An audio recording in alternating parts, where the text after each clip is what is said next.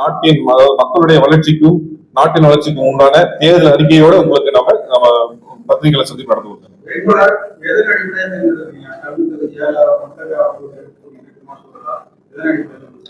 உங்களுடைய வேட்பாளர்கள் எல்லாமே சமூக ஆர்வலர்கள், சமூக மீது பற்றுள்ளவர்கள் வேட்பாளர்கள் எல்லாமே.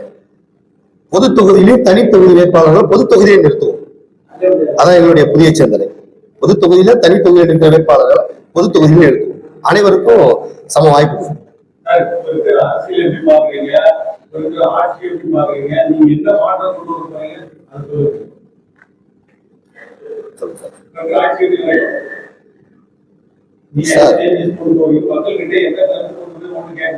சார், இந்திய நாடு சுதந்திரம் பெற்ற காலத்திலிருந்து இன்றைய வரைக்குமே ஆட்சியாளர்கள் சரியில்லை. அதனாலதான் நாங்க கட்சி ஆரம்பிக்க வேண்டிய சூழல் வந்திருக்கு. எவ்வளவு நம்பின்மை எந்த பிரயோஜனம் இல்லை. நாம் கேட்கிறாரு, அதான் சார் சொல்றேன். ஆட்சி சரியில்லாதான் நாங்க கட்சி ஆரம்பிச்சிருக்கோம்.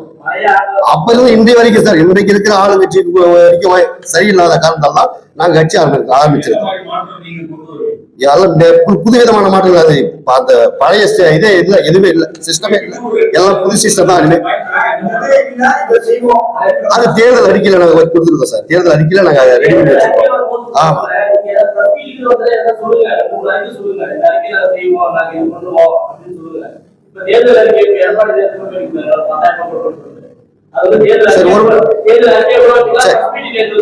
சரி, ஒரு பாயிண்ட் மட்டும் சொல்லிடுங்க. ஆரம்ப கல்வி முதல் ஆராய்ச்சி கல்வி வரை அனைவருக்கும் இலவச கல்வி மட்டும் நாங்கள் தேர்தல் அறிக்கையில் கொடுக்க தயாரா இருக்கோம்.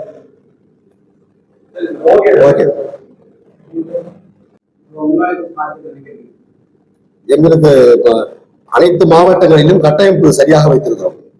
கட்டமைப்பு பூத் கமிட்டி சரியா வச்சிருக்கிறோம். பூத் கமிட்டி சரியா வச்சிருந்தால் வாக்கு வங்கியை நாங்கள் எட்டுவோம். 2021 நவம்பர் மாசம் துவங்கப்பட்டது. ஆமா, இல்ல, இந்த பல்வேறு போராட்டங்கள் பற்றி நீங்க என்னுடைய யூடியூப் சேனலை திறந்து பாத்தீங்கன்னா தெரியும். அப்படின்னு பார்த்தா தெரியும். நிறைய போராட்டங்கள் ஆர்ப்பாட்டங்கள் மக்களுக்கான அடிப்படை தேவைக்காக நிறைய போராட்டம் பண்ணியிருக்கோம். உதாரணத்துக்காக கூட கள்ளக்குறிச்சியில SSRI கொடுத்து இறந்ததுல முதல்ல புதிய இந்தியா புதிய மக்கள் தான் போராடி அதுக்கப்புறம் தான் அங்க 144 போட்டாங்க. அதனால எங்க கட்சி மேலேயும் வழக்கு தொடர்ந்துருக்காங்க. இந்த மாதிரி நிறைய சின்ன சின்ன ஆர்ப்பாட்டங்களும் மக்களுக்கான எழுச்சி பயணங்களும் நாங்க தொடர்ந்து செஞ்சுக்கிட்டு தான் வந்துருக்கோம்.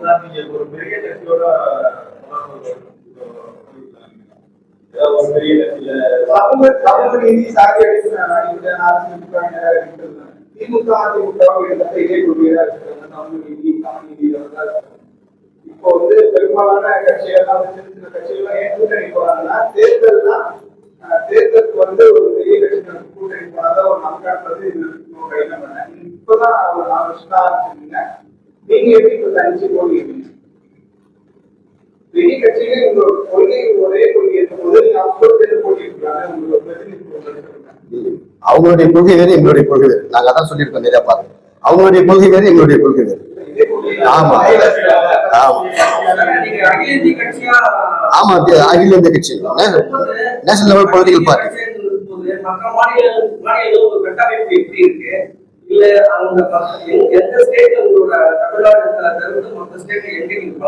தமிழ்நாடு மட்டும் இல்லாமல் நம்ம புதுச்சேரியில கட்டமைப்பு முழுவதும் முடிந்து விட்டோம். அதே மாதிரி மத்திய பிரதேச மாநிலங்கள்ல இது வரைக்கும் ஒரு 19 மாவட்ட செயலாளர்கள் போட்டிருக்கிறோம்.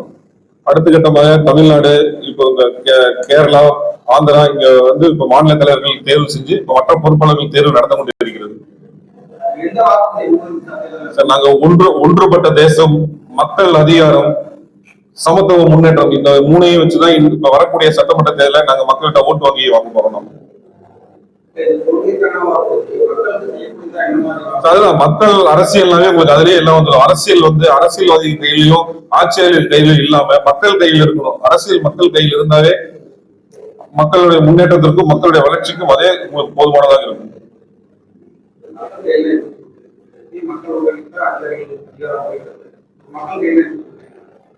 இப்போ ஒரு விவசாயி உழைக்கும் விவசாயிக்கு நிலத்துல நியாயம் இல்லை. அப்ப அங்க ஆட்சி இல்லை. ஒரு இளைஞன் கல்வி முடித்து கூட இன்னைக்கு வேலை இல்லை அப்படின்னா அங்க முன்னேற்றம் இல்லை. ஒரு பெண் பாதுகாப்பு இல்லை அப்படின்னா அங்க வளர்ச்சி இல்லை. இது எல்லாமே நாம அங்க உருவாக்கி கொடுக்க போறோம் எங்களுக்கு. அதான் சமத்துவ முன்னேற்றம் சொல்லி நம்ம கொடுத்துருக்கிறோம். விவசாயிகளுக்கு என்ன பண்ணுவோம்? விவசாயிகள் பெண்களுக்கு என்ன பாதுகாப்பு, என்ன பாதுகாப்பு சொல்லுங்க. மக்கள் இப்ப சார் மகளிர்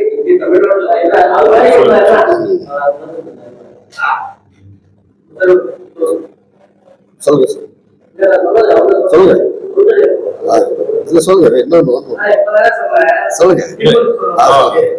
விவசாயிகள் விவசாயிகளுக்கு என்ன செய்ய போறீங்க?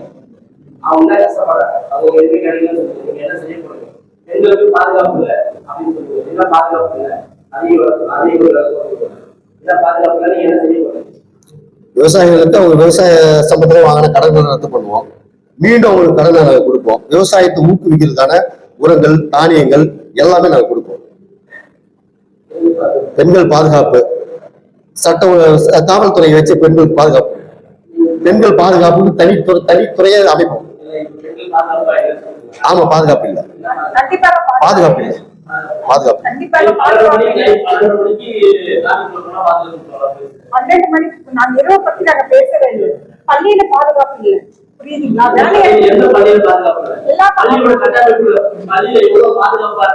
அரசு பள்ளியிலே பாதுகாப்பு கிடையாது.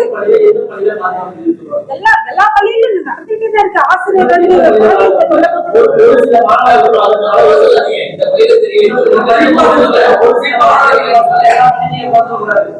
தமிழ்நாட்டுல பள்ளி கல்வித்துறை வந்து செம்ம டெவலப்மெண்ட் ஆகிட்டு. நீங்க எப்படி பள்ளியில வந்து பாதுகாப்பு நீங்க எந்த பள்ளியில குறிப்பிட்டு சொல்லுங்க. அந்த பள்ளி நாங்க கேட்போம். எந்த பள்ளி சொல்லுங்க. சார், கள்ளக்குறிச்சி கனியாமூர் பள்ளியில நடந்த கலவரம் இருக்குல்ல, அந்த கலவரமே அந்த பெண்ணை வந்து பலாத்காரம் பண்ண கலவரம் தான்.